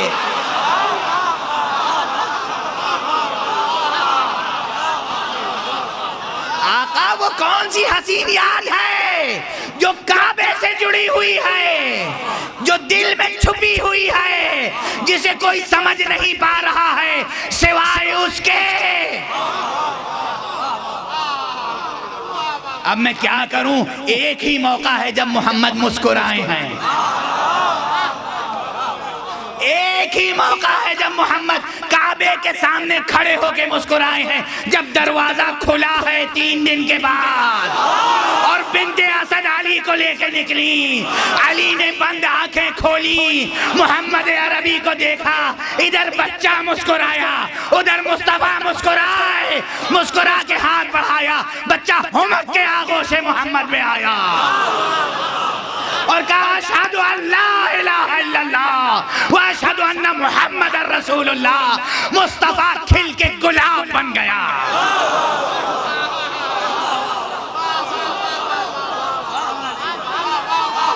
صلوات پڑھ دیں محمد و آل محمد۔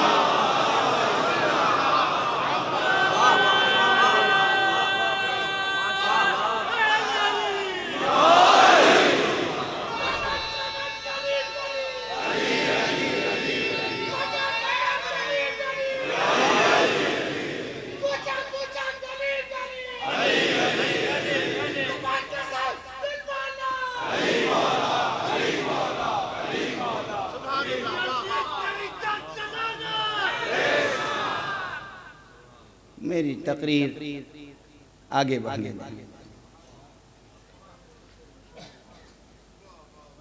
دیکھیے میں دست ادب جوڑ کے عرض کر رہا ہوں، اسلام میں تبرہ جزو دین ہے، مگر تبرہ کرنے کی چیز ہے، کہنے کی نہیں۔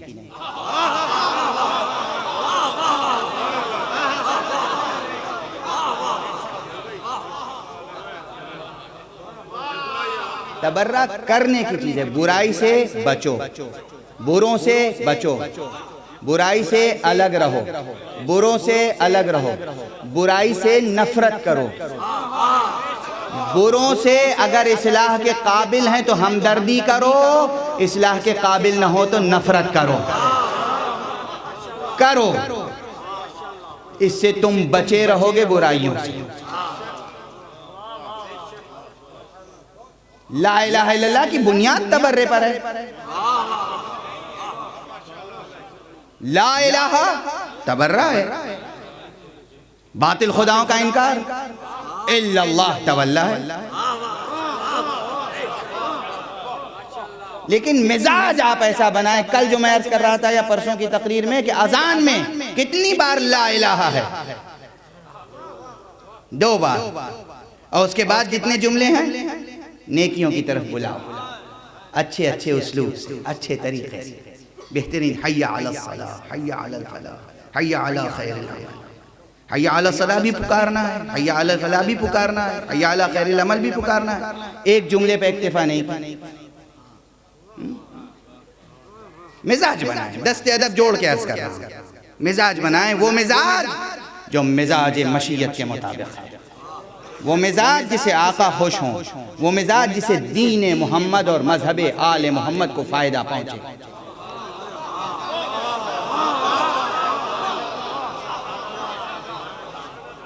وہ مزاج جس سے انسانیت کو فائدہ پہنچے، وہ مزاج جس سے روح کی تشنگی بجھے، وہ مزاج، وہ مزاج۔ بارہ میں جس منزل تک پہنچ گیا تھا وہ ہے کہ پیغمبر صلی اللہ علیہ وآلہ وسلم کا مرتبہ دیکھا، پیغمبر کے دل کی آرزو خدا نے زبان سے کہے بغیر پوری کی، بغیر کہے پوری کی۔ اور اب ظاہر ہے کہ ہمیں حق ہے کہ ہم سمجھیں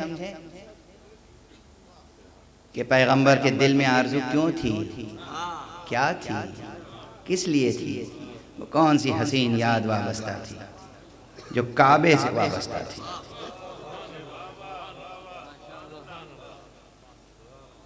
میں نے وعدہ کیا ہے کہ اس خمسے میں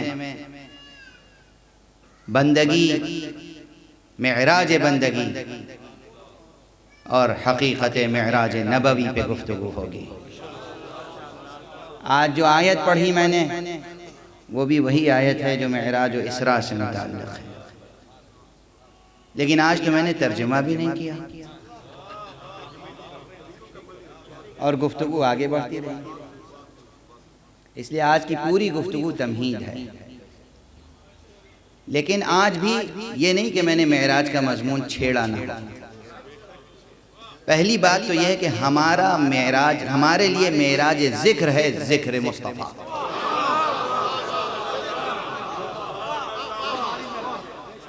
معراج ذکر ہے، ذکر مصطفیٰ۔ معراج ذکر ہے، ذکر اہل بیت مصطفیٰ۔ یہ ہمارے لیے معراج ہے۔ اگر ہم مصطفیٰ اور اہل بیت مصطفیٰ تک پہنچ گئے، ممکن نہیں ہے کہ خدا تک نہ پہنچے۔ وہ راستہ ڈیڈ اینڈ ہے، کہیں نہیں مڑتا، صرف وہیں مڑتا ہے، حقیقت توحید پر۔ جو مصطفیٰ آشنا ہوگا وہ حق آشنا ہوگا۔ ممکن نہیں ہے کہ خدا تک نہ پہنچے، اس لیے یہ مسئلہ ہے۔ اور دوسری بات کہ حضور کے فضائل اور کمالات اور کرامات میں یہ کیا کوئی معمولی منزل ہے جو آج آپ نے حل کی ہے؟ یہ بھی معراج کی کیفیتوں میں سے ایک کیفیت ہے۔ یہ بھی مقامات معراجیہ پیغمبر ہے کہ پیغمبر اس منزل پر ہیں جہاں ان کے دل کی تمنا حرف دعا بنے بغیر قبول ہوتی ہے۔ دل کی تمنا حرف دعا بنے بغیر تاثیر دکھاتی ہے اور بت کدہ قبلہ بن جاتا ہے۔ قبلہ اہل توحید، قبلہ اہل توحید۔ لیکن یہ یاد رکھیں کہ ممکن نہیں ہے کہ یہ واقعہ میرے سامنے یا کسی بھی پاک دل و دماغ کے مومن، مسلم اور موحد کے سامنے آئے اور اس کے سامنے یہ سب باتیں نہ آئیں جو میں نے کہی۔ یا آپ مجھے داد دیتے ہیں، یہ ممکن نہیں ہے کہ وہ باتیں نہ آئیں سامنے۔ بھئی سیدھی سی آیت ہے، قد نرى تقلب وجهك في السماء فلنولينك قبلة ترضاها۔ ہم دیکھ رہے ہیں کہ آپ کا چہرہ آسمان کی طرف اٹھ رہا ہے، بار بار آپ آسمان کی طرف دیکھ، تقلب بار بار دیکھنا آسمان کی طرف آپ دیکھ رہے ہیں، یعنی یہ آرزو کی اور تمنا کی بے تابی ہے۔ تمنا اور آرزو کی پختگی کی منزل ہے، خفیف سی آرزو نہیں ہے، شدید آرزو، شدید آرزو، بار بار دیکھ، تقلب لفظ ہے قرآن کا، تقلب وجهك فی السماء، میں دیکھ رہا ہوں بار بار آسمان کی طرف آپ دیکھ رہے ہیں۔ فَلَنُوَلِّيَنَّكَ، ما وَلَّهُمْ کا جواب ہے فَلَنُوَلِّيَنَّكَ۔ کس چیز نے ان کا رخ پھیر دیا؟ ما وَلَّهُمْ عن قبلتہم التی کانوا علیہا، جس قبلے پر یہ تھے ادھر سے کس نے رخ موڑ دیا، کس نے رخ پھیر دیا؟ جواب ہے نولینک قبلۃ ترضاھا، ہم رخ پھیر رہے ہیں، ہم رخ موڑ رہے ہیں، لیکن موڑ رہے ہیں ہم تاکہ آپ راضی ہوں۔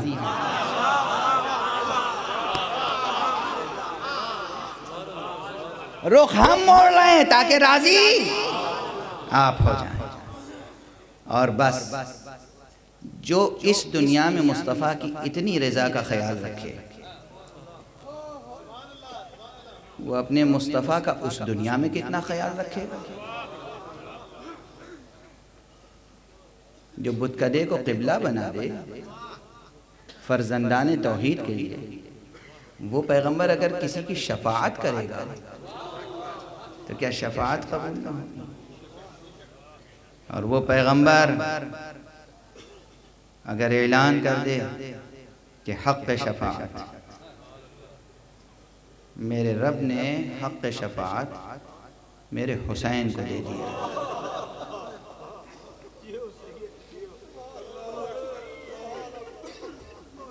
اور اس لیے دیا کہ حسین نے وہ قربانی دی ہے اللہ کی راہ، توحید کی راہ، وہ قربانی دی ہے حسین نے کہ اس قربانی کے اجر میں اللہ نے مقام شفاعت دیا۔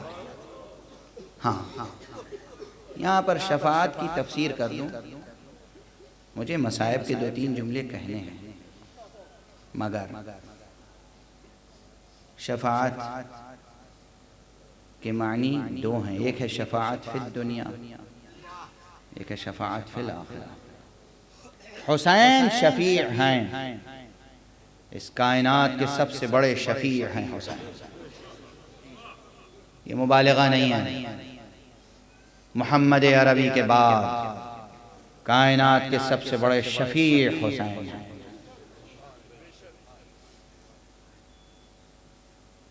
کس اعتبار سے؟ یعنی خود اس دنیا میں ایسی قربانی پیش کر دی کہ اب رشد و ہدایت کا راستہ سب کے لیے روشن ہو گیا۔ اب کوئی یہ نہیں کہہ سکتا کہ مجھے معلوم نہیں تھا کہ سچا راستہ کون سا ہے۔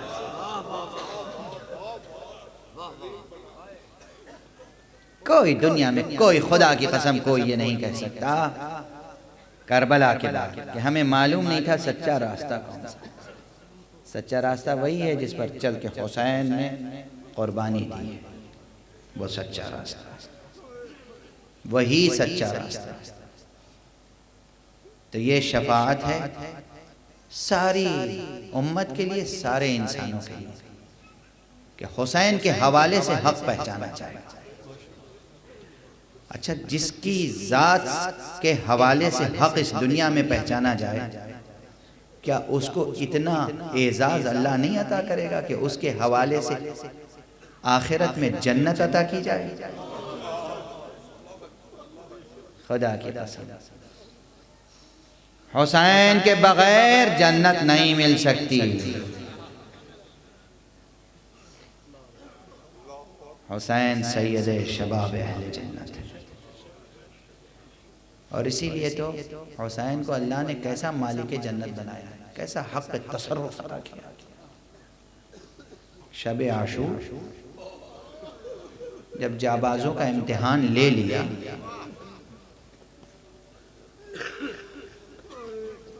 تو انہیں دعائیں دیں۔ کہنے والوں نے معلوم ہے کیا کیا کہا تھا سرکار سے؟ آقا ایک جان کیا، اگر ہم 70 بار زندہ کیے جائیں اور 70 بار آپ کی محبت میں قتل کیے جائیں تب بھی آپ کا ساتھ نہیں چھوڑیں۔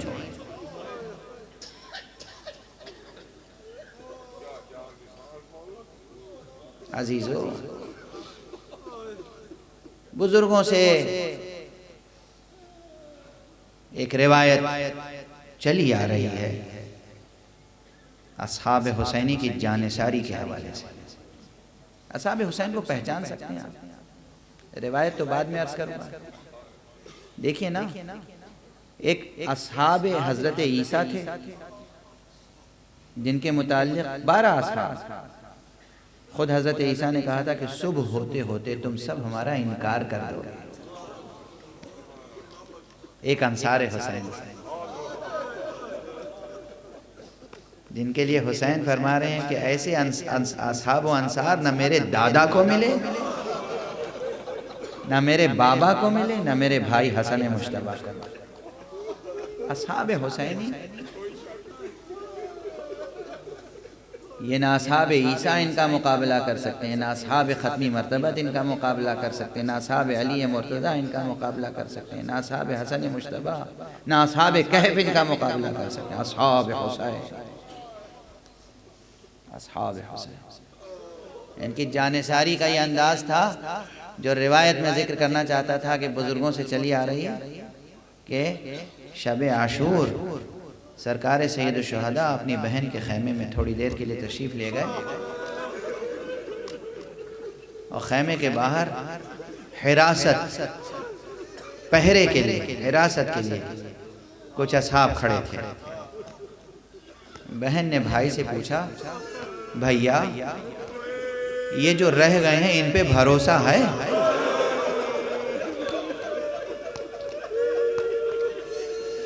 باہر سن لیا کسی نے اور جا کے اپنے تمام ساتھیوں سے کہا، ہائے قیامت ہو گئی، غضب ہو گیا، ارے بنت رسول کو ہماری وفاداری میں شبہ ہو رہا ہے۔ سب کے سب آ گئے در خیمہ پر، اور آقا ابا عبداللہ کو آواز دے کر فرمایا، آقا یہ تلواریں ہیں اور یہ گردنیں۔ سیدہ زینب کو یقین دلا دیں، اگر ان کا حکم ہو تو ہم ابھی اپنے ہاتھوں سے اپنے گلے کاٹ کر سامنے رکھیں۔ یہ انصار حسین، یہ انصار حسین جب ہر طرح ان کو پہچان لیا، پرکھ لیا، امتحان لے لیا، آزمائش کر لی، تو ایک مرتبہ کہا، اچھا اپنے مقامات دیکھنا چاہتے ہیں، اپنی منزلیں دیکھنا چاہتے ہیں؟ مالک بہشت حسین، مالک بہشت حسین نے کہا دیکھو اپنی منزلیں۔ اصحاب نے اپنی منزلیں بہشت میں خود دیکھی آنکھوں سے، اس دنیا میں رہتے ہوئے۔ یہ ہے حسین، یہ ہے حسین۔ جو حسین اس دنیا میں بہشت کا منظر دکھا دیں، آخرت میں کیا وہ حق شفاعت نہ رکھیں گے؟ حسین کا مرتبہ بہت بلند ہے، حسین کی معرفت کائنات کے ذرے ذرے کو ہے، حیف ہے کہ انسان کو معرفت نہ ہو۔ بعض کتابوں میں ایک عجیب و غریب روایت میری نظر سے گزری کہ جب 11 محرم کو قافلہ لٹا ہوا کربلا سے چلا گیا تو وہاں پر ایک اور قافلہ آیا، ایک نصرانی راہبہ کا قافلہ آیا، اور اس قافلے نے فرات کے کنارے قیام کیا۔ راہبہ نے قیام کیا، اپنے ساتھیوں سے کہا کہ اپنے جانوروں کو رہا کر دو تاکہ دریا سے پانی پی لیں، استراحت کر لو، آرام کر لو۔ کچھ دیر نہ گزری تھی کہ سب ساتھی واپس آئے اور راہبہ سے کہا کہ یہاں قیام نہ کیجئے، کہیں آگے بڑھ جائیے۔ کہا کیوں، کیا بات ہے؟ کہا اس بن میں بڑی وحشت ہو رہی ہے۔ کہا وجہ کیا ہے؟ کہا جانور تک اس وقت دریا میں پانی نہیں پی رہے، حالانکہ پیاسے ہیں، حالانکہ پیاسے ہیں مگر پانی نہیں پی رہے ہیں۔ ایک مرتبہ اس نے کہا نہیں، پھر تو تحقیق کرنے کی ضرورت ہے، جاؤ دیکھو کہیں کوئی پیاسا تو نہیں ہے، کہیں کوئی راستہ بھول تو نہیں گیا ہے، بھٹک تو نہیں گیا ہے۔ بکھر گیا اس کا قافلہ، کچھ دور گیا، دیکھا ترائی پر ایک لاشا پڑا ہوا ہے جس کے بازو کٹے ہوئے ہیں۔ کچھ دور اور آگے بڑھا، دیکھا چند لاشیں ہیں جو گھوڑوں کی ٹاپوں سے پامال کیے جا چکے ہیں۔ یہ ریزہ ریزہ لاشیں، مگر ان پر پرندے سایہ کیے ہوئے ہیں۔